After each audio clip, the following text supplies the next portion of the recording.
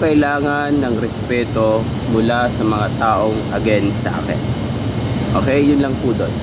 So, kung when based on revenue, sana everyday ako mag-upload. Kung revenue lang yung habol ko dito. Lahat naman tayo nangarap ng paano maging vlogger.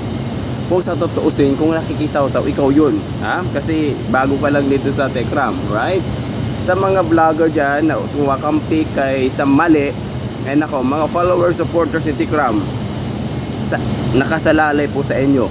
Okay? Hindi ko ang ibig sabihin na ayawan nyo sila. Doon lang po tayo sa katotohanan na ikakaayos ng daloy ng community ni Tekram na hindi ito masisira until the end. Yun lang naman ang point doon ni Kuya SMB, wala na pong iba. Kung binibigay ng masamang kahulugan, the community of Tekram, nasa inyo na po yun. Dahil ang grupo ni Ma'am Shimari, ito lang ang sasabihin ko, hindi marunong tumanggap ng pagkakamali. Right? Ganun lang po, ulitin ko, di ko kailangan ng respeto. Okay? Di ko kailangan ng respeto sa mga taong against with me. Okay? Di ko kailangan. Ang point lang dito natin, we are here as a reporter sa mga tao na under the Tekram community. Hindi yung gagawa tayo ng mga anomaly na alam natin na mali natin, hindi pa i-accept, hindi pa natin tatanggapin na mali natin. Hindi naman siguro kabawasan ng pagkatao ang pagkakamali. Na i-accept natin yung pagkakamali, na humingi tayo ng sorry kung saan man tayo nagkasala. Tinira ko si Ma'am Shimari, hindi naman ibig sabihin na tinira. Nagbigay lang ako ng payo kung ano ang dapat gawin kasi hindi niya alam kung saan siya lulugar sa kanyang mga ginagawa. Hindi ko siya tinitira kasi hindi na kita kailangan patulan. Hindi na kita kailangan patulan. Like even you, alam namin kung saang level ka mayroon. Okay? Ganun lang po doon. Thank you for respect me. Dahil nandun yung respeto mo sa akin, pero ganun how you way na to ipagtanggol mo si Ma'am Shimari na alam natin na may pagkakamali siya. Ganyan ka na mag-approach sa karamihan. Oh, come on. The followers of Tekram, nananawagan po ako.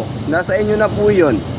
But kay Kuya SMB and sa mga karamihan na vloggers, sa Japina Michelle, kung alin man si AC Isaac, and of course ibang vloggers, gumagawa lang kami na way na mapanatili. Kasi si Tekram gumagawa ng way paano maparami ang subscribers. Right? Anong gagawin natin to help the founder? Ipapairali natin ang issue. Wag, come on, wag na. Ako, Ma'am Marlene, ako ilulugar kong sarili ko. Isipin mo muna kung tama yung ginagawa ng founder mo.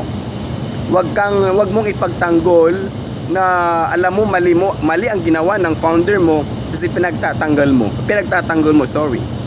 Ganun lang po doon. Okay? Kaya ang point ni Kuya SMB, Ma'am, hindi lang pinagmamayabang. Ewan ko kung ilang times ang sahod mo sa akin na agad mong na-mention revenue. Health worker ako, ma'am. Hindi ako katulong. Okay? Alam ng karamihan dyan kung magkano ang sahod as a health worker. Kung revenue man lang, ma'am, sana nag-focus na ako dito. Hindi ako katulad mo. Okay? Kahit walang views, nandyan ka pa rin. Okay, nandun ang point. Kahit pa paano ma-freeze yung isipan natin. Okay? Wag naman ganung way na i-mention mo agad revenue. What do you think of me? Ganun lang po dun. Pinagmamalaki mo 30k a month sa iyong sahod in as a domestic helper. Yang hiya naman si Kuya SMB po. Ako hindi ko pinagmamayabang yung sahod ko. Pero Maraming nakakaalam dyan kung magkano ang nagiging sahod as a health worker. Kasi papantay sa revenue mo. Bakit sikat ba si Ma'am Shimari? Ang akin lang, kasi kinukonsider ninyo na she is the pioneer of this community. Sana gumawa siya ng way na hindi magkaroon ng gulo. Lahat binibigyan ng issue. Bakit? Nagsiselos ba? Kay Michelle Japena, si Ma'am Shimari dahil nakasama ang kapatid ni Tekram. Hindi ko na i-mention yung name dahil nandun yung respeto ko. Kasi ang pinag-uusapan natin, the community of Tekram. Ganun lang po doon. Huwag tayo masyadong paepal po. Kasi kung susumahay natin, ma'am, doon tayo sa katotohanan. Alam mong mali ang ginawa ng founder mo, kakampihan mo. Hindi naman siguro mali ang humingi ng sorry sa taong nagkamali. Hindi yung bawas ng pagkatao. Tapos tataas pa ang revenue, ma'am. Kasi maraming hanga sa kanya ng mga supporters of Tekram kung humingi siya ng sorry. Dahil malaki ang tiwala namin sa kanya.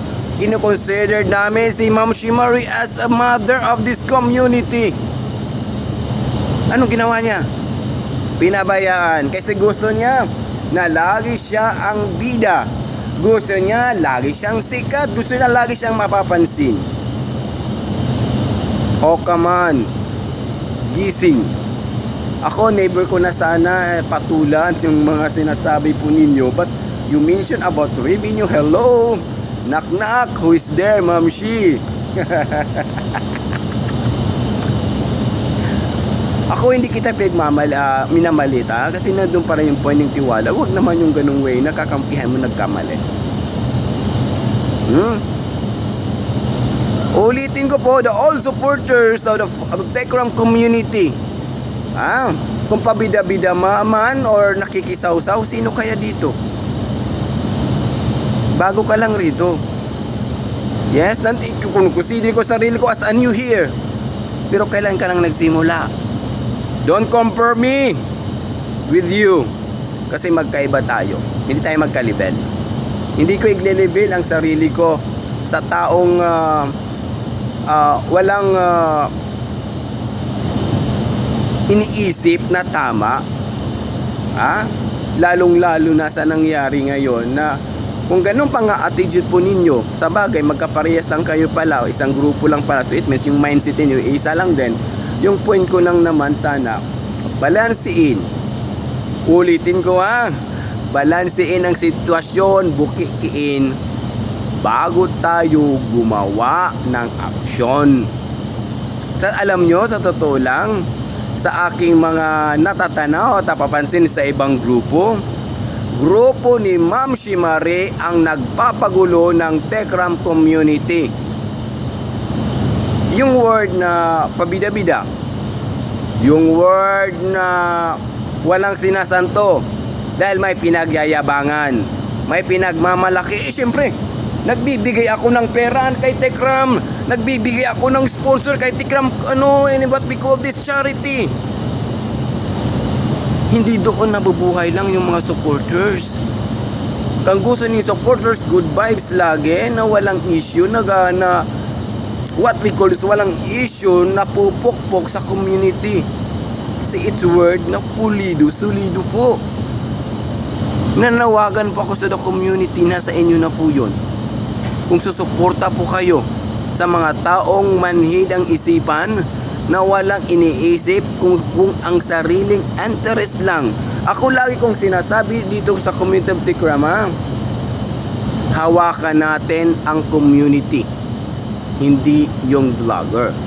Nandito kami nakikigamit sa pangalan ni Tekram para mas mapulido, masulido ang community, hindi ito masira. Okay? Wala kaming pakialam kung ano mga damages, issues ni Ma'am Shimari about her personal. Dahil buhay niya yan. Pero ang nangyayari kasi dito, mahinawakan tayong community. Okay? Nakabalandra pa dyan yung mukha ni Tekram, tas ganyan ang pinapakita ninyo. Alright? Kasi kung anong parang pambabastos sa family ni Tekram, ganun din, ha? Masasaktan ang tao dahil unang-una, magkapatid yun. Magkapatid. Okay? Ganun lang po dun kay Kuya SMB. Hindi ko pinagmamayabang yung sarili ko actually. Kasi ako yung taong yung kung kailangan titiisin ko. Pero wag mong sagarin kapag mas sumagad yan, yari ka. Kailan si Ma'am Shimarin nagkasala kay SMB? 2024. Pero dinidma ko yun.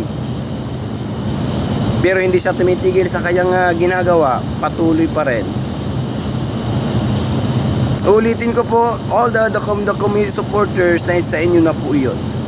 Ako, doon lang po tayo sa katotohanan. Doon tayo sa daan, paano natin mapalago ang community na hindi masira ito sa bandang huli. Anyway, hanggang dito na lang po. Kasi may duty na po si Kuya SMB. May time lang ako ng 30 minutes bago pumasok sa aking trabaho. Okay? Ulitin ko po. Punta ko dito is not yes, nandun yung point ka. Thank you for the revenue. Kung bibigyan ako ng YouTube ng malaki, thank you. Malaking tulong na po yun. Ang point ko ma'am dito, kung sino man yung nag-feeling magaling, ulitin ko po, papasok ako para 3 times ng sahod mo ang revenue ko. Alright?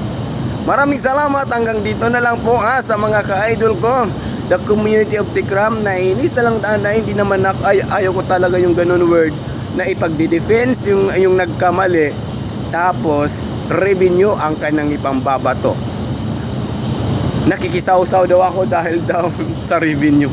Oh my God, ulitin ko po, papasok po ako ng aking trabaho para 3 times sa revenue mo. Alright?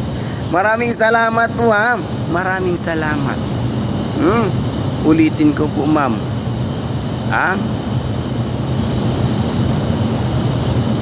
Mag fully catheter lang po ako, 3,000 a day. Okay? Mag fully catheter lang po ako sa pasyente sa isang araw, 3,000 a day. Ganun lang po ito. Salamat po ma'am. Ulitin ko yung po ang revenue. Mag fully catheter lang po ako ng pasyente sa home base, 3,000 na po yun. Ganun lang po dun ma'am. Kung di mo alam yung contraptions, i-search mo lang sa Google para malaman mo magkano talaga ang revenue ni Kuya SMB. Maraming salamat po. Nakakahiya naman po. Siguro sa mga health worker dyan, nakakaalam siguro po yan.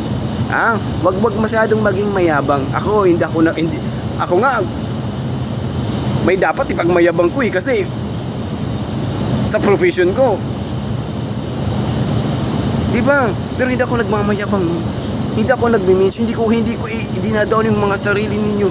I never ako mag-mention about sa pagkatao mo, about sa mga trabaho mo, kasi kanya-kanya tayong career sa buhay.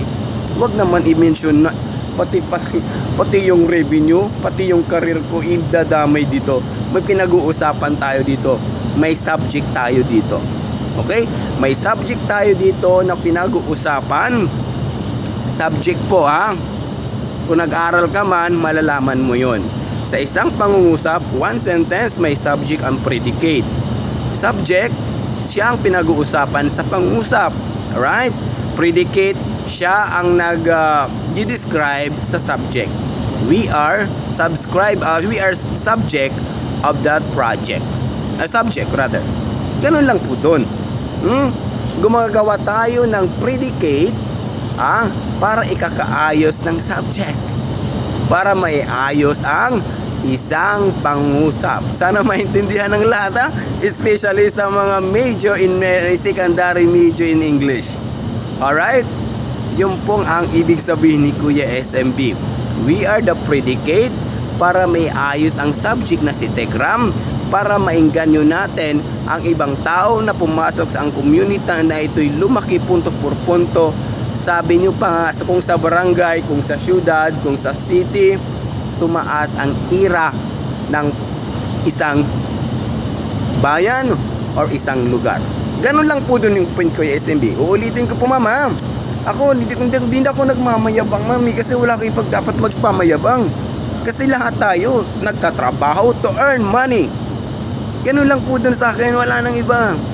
Kaya ikaw, wag kang itches pala ka. Wag kang kuda ng kuda na wala ka naman dapat pinagmamayabang. Okay? Then, yung salamat for respect with me.